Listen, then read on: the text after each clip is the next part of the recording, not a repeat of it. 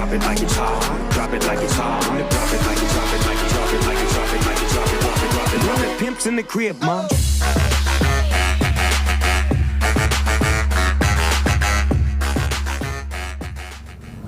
हाँ तो दोस्तों, अब हम देखेंगे यहाँ पे इन्वेस्टिंग एक्टिविटी के वर्किंग नोट के बारे में। अब इसका जो वर्किंग नोट है वो बहुत ही ज्यादा इंपॉर्टेंट है।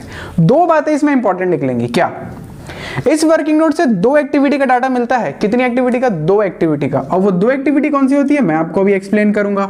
दो एक्टिविटी का डेटा मिलता है, ठीक है। तो क्वेश्चन सॉल्व करने से पहले आपको वर्किंग नोट बनाना है। जब मैं फुल फ्लेश क्वेश्चन बनाना आपको सिखाऊंगा तब मैं आपको बताऊंगा कि वर्किंग नोट पहले कैसे बनाते हैं और उस डेटा को मेन क्वेश्चन मैंने तीनों एक्टिविटी में पुटअप कैसे करते हैं, ठीक है दोस्तों। तो पहले अपन देखते हैं वर्किंग नोट के बारे में। अब इन्वेस्टिंग एक्टिविटी के दो अकाउंट बहुत इंपॉर्टेंट आते हैं। कितने? दो अकाउंट। एक आता है एसेट और एक आता है प्रोविजन फॉर डेप्रिसिएशन अकाउंट। बहुत ध्यान से समझना है इस चीज को, मैं क्या करने वाला हूं। एसेट अकाउंट और प्रोविजन फॉर डेप्रिसिएशन अकाउंट। पहले मैं एसेट अकाउंट के बारे में बात करूंगा। बहुत सरल है, बहुत सरल है। अगर मेरी बात अभी कान खोल के ध्यान से सुनोगे तो। कैसे? मैंने इसका ओपनिंग बैलेंस लिखा टू बैलेंस बीडी, इसे हम कहते हैं ओपनिंग बैलेंस, ठीक है सर। फिर मैंने इसका क्लोजिंग बैलेंस लिखा बाय बैलेंस सीडी। ये लो, ये दोनों चीजें क्या होती है पता है? गिवन होती हैं। आपके पास क्वेश्चन में पहले से ही होता है, पहले से ही होता है, आपको खोजने की जरूरत नहीं। क्वेश्चन में आपको बैलेंस शीट में एसेट अकाउंट का ओपनिंग बैलेंस, एसेट अकाउंट का क्लोजिंग बैलेंस दिया होगा, ठीक है सर। और क्या, और क्या हो सकता है दोस्तों? सीधी सी बात है, आपको एसेट सेल की इंफॉर्मेशन देगा। क्या देगा? एसेट के बिकने की इंफॉर्मेशन देगा और उस पर कितना डेप्रिसिएशन लगा, उस पर कितना प्रॉफिट हुआ, कितना लॉस हुआ, ये सब बहुत सारी ना चीजें देगा। अब 11th में तो पढ़ाई ढंग से किए नहीं है तो क्या करेंगे? एक फॉर्मूला देता हूं।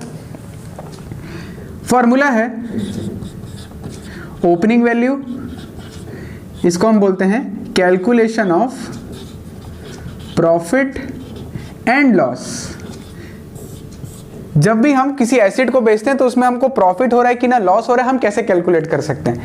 देखो, ओपनिंग वैल्यू दिया होगा आपके पास, हर एसेट की आपको ओपनिंग वैल्यू देगा, यानी जो बिक रही है, जो सेल हो रही है, ठीक है, माइनस डेप्रिसिएशन, उस पर अब तक कितना डेप्रिसिएशन लगा। चलो सर हटा देते हैं उसको, अभी हमारे पास आ गई। इसे हमने क्या कहते हैं? WDV, return down value. यानी क्या बोलते हैं इसको? जिस दिन बेच रहा हूं, जिस दिन बेच रहा हूं, ऐसे लिखते हैं ना, हूं, उस दिन की वैल्यू, उस दिन की वैल्यू, यानी जिस दिन हम बेच रहे हैं उस दिन इसकी वैल्यू कितनी रही। मान लो कि ये मशीन मैंने ऐसे 4 साल पहले खरीदी थी, 4 साल का मैंने डेप्रिसिएशन लगाया, जिस दिन तक बेच रहा हूं उस दिन तक का डेप्रिसिएशन लगाया, तो माइनस करने के बाद क्या बचा? आज फॉर एग्जांपल मैंने एक्टिवा खरीदी थी सन 2012 में, सन 2012 में मैंने एक्टिवा ना खरीदी थी, ठीक है। उसमें मैं क्या करता था, आज उसको मैं बेच रहा हूं, यानी कि सन 2021 में जनवरी में मैं उसको ना बेच रहा हूं। 8 साल का डेप्रिसिएशन लगाया, हाँ सर लगा दिया। तो सर 50,000 की एक्टिवा, उस पर आपने डेप्रिसिएशन लगाया, तो आज कितने की रह गई? उसी को हम क्या कहते हैं? जिस दिन बेच रहे हैं उस दिन की वैल्यू, WDV, यानी प्रेजेंट डे की वैल्यू आ गई, ठीक है। उसके बाद हम क्या करते हैं? माइनस करते हैं सेल प्राइस, माइनस करते हैं क्या हम? सेल प्राइस, ठीक है। कितना? 10 जितना भी हो माइनस कर दो। अब दोस्तों तुम कॉमर्स वाले हो, तुम साइंस वाले नहीं हो, तुमको इतनी बात पता है, और एक्चुअली ये बात साइंस वालों को भी पता है कि सेल प्राइस ज्यादा WDV कम, सेल प्राइस ज्यादा WDV कम, यानी जिस दिन बेच रहा हूं उस दिन मेरी एसिड की जितनी कीमत है मैं उससे कहीं ज्यादा में बेच रहा हूं तो क्या होगा? प्रॉफिट। उससे कम में बेच रहा हूं तो लॉस। इतना तो दिमाग हो गया हमारे पास। एग्जांपल दो सर, नहीं समझ आया हमको। मान लो तुम्हारी WDV है 1000, WDV आ रही है 1000, यानी तुम्हारी एसिड की वैल्यू 1000 रुपए है, उसमें से आप उसको बेच रहे हो 1500 में, तो बताओ क्या हुआ? सर 500 का क्या हो गया आपको? प्रॉफिट। सर 500 का क्या हो गया आपको? प्रॉफिट हो गया। सर अगर आप उसको 500 में बेचते तो दोस्तों वही मेरा 500 का ना क्या हो जाता? लॉस हो जाता। आई बात समझ में अब आपको? ठीक है कि higher the sell price profit, lower the sell price loss. बात खत्म। आई बात समझ में? तो ऐसे करके हम कैलकुलेट करते हैं किसी भी एसिड का प्रॉफिट या लॉस। ठीक है सर। अब क्या करेंगे? जो भी हम एसिड बेचे बाय कैश बाय डेप्रिसिएशन, उस पर अब तक जितना भी डेप्रिसिएशन लगा, बाय प्रॉफिट एंड लॉस, अगर लॉस आया तो इधर, सर प्रॉफिट आया तो टू P&L अकाउंट, यहाँ पे हमने क्या लिखा, प्रॉफिट, ये लो ये लो ये लो ये लो। सर ये तो बहुत कॉम्प्लेक्स हो गया। अबे कोई कॉम्प्लेक्स नहीं है। जब एसिड ना खरीदते हो तो डेबिट होती है, जब एसिड बेचते हो यानी एसिड जा रही है तो क्या करोगे, क्रेडिट करोगे, बात खत्म। कितने में बिकी, कितना डेप्रिसिएशन, कितना घाटा खाए। और अगर प्रॉफिट होता है तो कैश यहाँ, डेप्रिसिएशन यहाँ, प्रॉफिट यहाँ, बात खत्म। और अगर एक और मैं टेक्निक दूं तो इसको अपन बोलते हैं, इसको अपन बोल सकते हैं 1, इसको अपन बोल सकते हैं 2, इसको अपन बोल सकते हैं 3। आपको बस यहाँ से डेटा उठाना है 1 2 3 पुट अप कर देना है, दैट्स इट, इसके अलावा कुछ भी नहीं करना है। ये लो डेप्रिसिएशन 1 2 3 आ गया यहाँ पे वर्किंग नोट में, है कि नहीं इजी काम। बाकी अभी क्वेश्चन करेंगे तो आपको और ज़्यादा क्लैरिटी आएगी, लेकिन इस चीज़ों को लिखते जाना, वीडियो भले रोक लो लेकिन रोक के लिखते जाओ इन चीज़ों को, आई बस समझ में। चलो फिर आगे बढ़ते हैं। ये हो गया। अब अपन क्या करेंगे, अब अपन करेंगे बैलेंस। सर बैलेंस करेंगे तो क्या होगा दोस्तों, 99.99% केसेस पे, 99.99% केसेस पे यानी डेटॉल के केस में क्या होता है, सर बैलेंस हमेशा डेबिट में गिरता है, तो हम क्या लिखेंगे इसको, टू बैंक अकाउंट, अर्थात परचेज ऑफ एसेट। क्या निकला हमारे पास, परचेज ऑफ एसेट। क्योंकि आपने टू बैंक लिखा, इसका मतलब क्या हुआ, आपने एसेट खरीदी है। सर कैसे, asset account debited to bank, आपने कोई भी एसेट खरीदी है, एंट्री क्या मारोगे, machinery account debit to bank, ठीक है। ये लो बैंक की जगह कैश भी लिख सकते हो, कोई दिक्कत की बात नहीं है, कैश चला लो, कोई इशू नहीं है। मशीनरी अकाउंट ना debited to cash, furniture account ना डेबिटेड टू कैश, कुछ भी आप खरीदो, plant account debited to cash, any asset you purchase, आप उसको क्या करोगे, डेबिट में लिखोगे। डेप्रिसिएशन चैप्टर याद है ना, टू कैश लिखते थे अपन लोग, फिर डेप्री मारते थे, सेम काम चल रहा है यहाँ पे। एसिड खरीदे तो डेबिट में, एसिड बेचे तो क्रेडिट में। ये तरीका आपको बस फॉलो करना है। ये पूरी इंफॉर्मेशन आपको दी रहेगी, ये पूरी इंफॉर्मेशन आपको गिवन रहेगी, यानी आपकी मेहनत कहाँ लगी, यहाँ पे। आपको क्या फाइंड आउट करना है, सर यहाँ पे, सर कभी गलती से बैलेंस यहाँ पे आ गया तो, कभी गलती से बैलेंस यहाँ पे आ गया तो तब हम क्या करेंगे, सेल कंसीडर करेंगे उसको, बात खत्म। यहाँ परचेस किया, वहाँ सेल कर दो, खत्म। अब मेहनत कहाँ होती है, जब प्रोविजन फॉर डेप्रिसिएशन अकाउंट दिया होता है, इसका मतलब दोनों तरफ बैलेंस दिया होगा डेप्रिसिएशन का।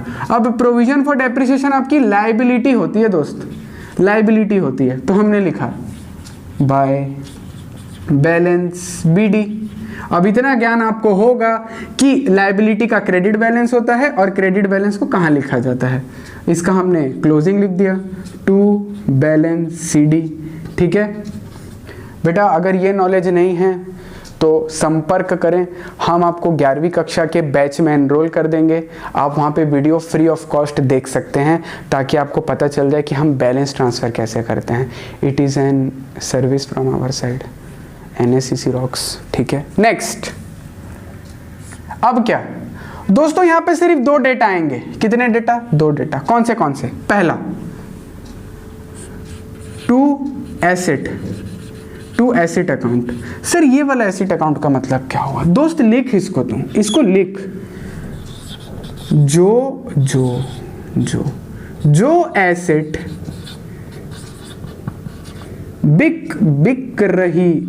बिक रही है उसमें जो डेप्री लगा, वो है ये। अभी आपने ना देखा ओपनिंग वैल्यू डेप्रिसिएशन, यानी कि जो एसिड बिक रही है उसका डेप्रिसिएशन। दोस्तों मैं इसमें ना डिटेल में घुसना नहीं चाहता क्योंकि ये 11वीं कक्षा का प्रोविजन फॉर डेप्रिसिएशन अकाउंट की बात कर रहा है, जहां पर हम अपना पूरे जीवन भर का डेप्रिसिएशन एक जगह में ना जमा करके रखते रहते, एकदम अलमारी भर जाती है। उसके बाद हम लोग ना क्या करते हैं, जैसे हम अलमारी में कपड़े भरते जाते हैं, अब जो कपड़े पुराने हो गए, बेकार हो गए, फेंकना है उसको, क्या करते हैं, उतना ही कपड़ा हम निकाल लेते हैं। सेम वे में प्रोविजन फॉर डेप्रिसिएशन अकाउंट में हम क्या करते हैं, सारा का सारा डेप्रिसिएशन जमा कर देते हैं, सारा एक जगह में, सारा पड़ा हुआ है। अब जो मशीन बिक रही है उसका तो डेप्रिसिएशन हमको चाहिए। क्या करेंगे सर, डेप्रिसिएशन यहाँ पे पड़ा है, अगर यहाँ जमा हो रहा है तो यहाँ निकलेगा ना, लॉजिक लगा लो छोटा सा बस। यहाँ पे जमा होते जा रहा है आपका डेप्रिसिएशन, हमने क्या कर लिया, यहाँ पे डेप्रिसिएशन को निकाल लिया। निकाल लो सर, कोई टेंशन नहीं है। तो ये लो। अब आप बोलोगे सर बहुत कॉम्प्लेक्स हो गया, नहीं समझ में आ रहा है, तो बस एक छोटी सी चीज याद रखना, ओपनिंग क्लोजिंग, जो एसिड बिक रही है उसका डेप्रिसिएशन दिया होगा, उसको यहाँ लिख दो। जो बिक रही है दोस्त, जो बिक रही है उसका डेप्रिसिएशन यहाँ डाल दे, डाल दिए, बात खत्म। उसके बाद बैलेंसिंग फिगर क्या आएगा, by profit and loss account, इसे हम कहते हैं बैलेंसिंग फिगर, इसे हम कहते हैं बैलेंसिंग फिगर। ये लो दोस्तों, ये आपका यहाँ पर आ गया, बस समाप्त। सर अगर ये दिया होगा तो दोस्त ये बैलेंसिंग फिगर निकल जाएगा, बात खत्म। यानी दोनों में से कोई एक निकलेगा। ये बस ये 4 आइटम आते हैं, ये 4 आइटम आपको याद रखना है। ओपनिंग क्लोजिंग पता है, या तो ये दिया होगा या तो ये दिया होगा। ये दिया है तो ये निकल गया, ये दिया है तो ये निकल गया, बात खत्म। इसको क्वेश्चन में पुटअप कैसे करना है वो मैं आपको सिखाऊंगा। सर आपने लिखा है कि 2 एक्टिविटी का डाटा मिलता है, उसको एक्सप्लेन करो। मैंने कहा रुको, मेरे को रेड पेन लाने दो। आ गया मेरा रेड पेन। ये 2 एक्टिविटी का डेटा कैसे निकलता है दोस्तों, ध्यान दीजिएगा बहुत। ये जो डेप्रिसिएशन होता है ये वाला, इसे हम कहते हैं क्या, करंट ईयर डेप्रिसिएशन। यानी आज तक कितना डेप्रिसिएशन लगा, आज तक इस साल में कितना डेप्रिसिएशन लगा। और दोस्तों याद है ये डेप्रिसिएशन कहाँ आता है, ऑपरेटिंग एक्टिविटी में। कौन से फेज में सर, फेज 1 में आता है। ला ला ला ला ला। हाँ sir, non cash non operating expense and losses में आप जो डेप्रिसिएशन लिखते हो वो ये है, हाँ वो ये है। आई बात समझ में, ओके सेक्सी। आगे बढ़ते हैं अपन।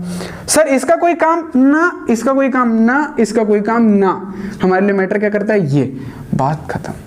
ये कहां जाएगा हमारा, ऑपरेटिंग एक्टिविटी में, फेज 1 में, नॉन कैश नॉन ऑपरेटिंग में। अच्छा ऐसा, अभी जब फुल फ्लैश क्वेश्चन करेंगे आप पूरा समझ जाओगे कैसे डेटा पिकअप हो रहा है, ठीक है। तो भी टेंशन नहीं, बेस बनाने का, आगे बढ़ने का। आगे और कौन सी एक्टिविटी सर, दोस्तों आपने एसिड को बेच रहे हो, देख रहे हो एसिड अकाउंट में बाय कैश है, इसका मतलब क्या हुआ सर, पैसा आवत है, पैसा आवत है। यानी ये कौन सी एक्टिविटी हुई सर, ये हुई इन्वेस्टिंग एक्टिविटी का। इन्वेस्टिंग एक्टिविटी में क्या हुआ सर, ये हुआ इनफ्लो। ओ अच्छा सर, ये वाला डेप्रिसिएशन किसी काम का है क्या, नहीं दोस्त किसी काम का नहीं है, क्योंकि हमने यहाँ पे डेप्रिसिएशन उठा लिया। सर मान लो प्रोविजन फॉर डेप्रिसिएशन अकाउंट नहीं होता तो क्या करते, तब दोस्त तुम्हारा यही डेप्रिसिएशन होता, तब तुम्हारे लिए ये डेप्रिसिएशन काम का होता है। अच्छा मतलब अगर प्रोविजन फॉर डेप्रिसिएशन अकाउंट दिया है तो हमारे लिए ये डेप्रिसिएशन काम का है, और अगर ये वाला डेप्रिसिएशन नहीं दिया है, हमको कुछ भी नहीं दिया है, ओपनिंग क्लोजिंग घंटा कुछ नहीं दिया है, तब हमारे लिए ये डेप्रिसिएशन काम का है। अब समझ आई, इतना आसान है, इतना ईजी है। नेक्स्ट ये कहाँ का है, ये हमारा प्रॉफिट एंड लॉस। दोस्तों ऑपरेटिंग एक्टिविटी का कहाँ पे, फेज 1 का पार्ट है ये, non cash and non operating expenses and losses. याद है, loss on sale of asset, ये रहा। और कौन सा है सर, ये भी दिख रहा है हमको, ये भी क्या है, ऑपरेटिंग एक्टिविटी फेज 1। ये भी कहाँ पे, non cash and non operating, profit and income, gain on sale of asset. याद आया, ऐसे डाटा निकल रहा है यहाँ से। ये कहाँ आएगा सर, मेरे को बताने की जरूरत नहीं है, investing activity. Oh my God, ये तो सर बहुत सारी ना चीजें आपने बता दी हमको। यही था वर्किंग नोटिस का, इतना सारा। अब ये बहुत कॉम्प्लेक्स अभी आपको लग रहा होगा, लेकिन मैं इसको बहुत ना कट शॉर्ट करता हूँ, बहुत आराम से एक बार बताता हूँ। क्या क्या, ओपनिंग क्लोजिंग निकाले आपने, हाँ सर। जो मशीन बिकी उसका डेप्रिसिएशन, उसका प्रॉफिट लॉस, यहाँ लॉस है तो यहाँ प्रॉफिट है तो यहाँ, बात खत्म। ठीक है सर, अब हमको डेटा कैसे पता चलेगा दोस्तों, बहुत ही लिमिटेड डेटा है, आपको ज़्यादा दिमाग नहीं लगाना है। कैश इन्वेस्टिंग एक्टिविटी का पार्ट है, ऑपरेटिंग एक्टिविटी में प्रॉफिट एंड लॉस आ जाता है, ये वाला प्रॉफिट ऑपरेटिंग एक्टिविटी में आ जाता है। टू कैश, ये भी इन्वेस्टिंग एक्टिविटी का पार्ट है क्योंकि आपने एसेट परचेस करी, बात खत्म। इस प्रोविजन फॉर डेप्रिसिएशन अकाउंट में कितनी चीजें हैं, एक चीज, कौन सा, by profit and loss account, current year depreciation, वो भी ऑपरेटिंग एक्टिविटी के फेज 1 में जाएगा। इतनी सी बात है, मुझे तुमसे प्यार है, इसके आगे कुछ नहीं है। इतना सिंपल है ये, इतना ज़्यादा सिंपल है। अभी बहुत कॉम्प्लेक्स लग रहा है आपको, बहुत कॉम्प्लेक्स है, लेकिन जब अभी ना क्वेश्चन पकड़ेंगे आपको 2 मिनट में समझ में आ जाएगा। कैश फ्लो दोस्त एक बात बताता हूँ, अंडरस्टैंडिंग से ज़्यादा प्रैक्टिस मांगता है। जितनी ज़्यादा प्रैक्टिस करोगे उतना ज़्यादा आपको समझ में आएगा। ओके दोस्तों, तो फिर मिलते हैं आपसे इसके क्वेश्चन वाली वीडियो में। तब तक के लिए stay motivated, stay positive, take care.